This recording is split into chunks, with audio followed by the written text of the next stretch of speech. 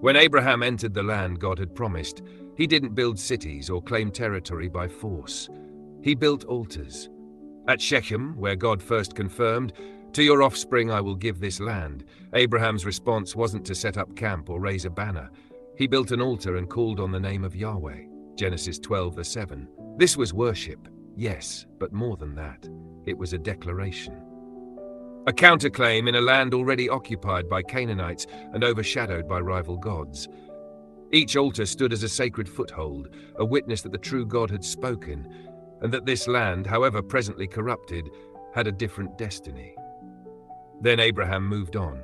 He went from Shechem to the hill country near Bethel, and there again, he pitched his tent and he built another altar. He wasn't trying to possess the land through human power. He wasn't even trying to settle it permanently. Abraham was walking through the land like a prophet mapping out a promise, marking the future with worship and trust. It was a priestly act in a contested world. These altars would have been seen by the peoples around him, not as political monuments, but as signs of a different allegiance. And when famine struck and he went down to Egypt, those altars didn't move. They stood in place, quietly marking the land with hope. When Abraham returned, he didn't go looking for new sites.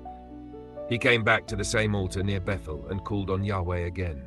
Genesis 13:3-4. In a world that chased power and built towers to the heavens, Abraham was doing something entirely different. He was waiting, worshipping and believing that what God had said would in time come to pass.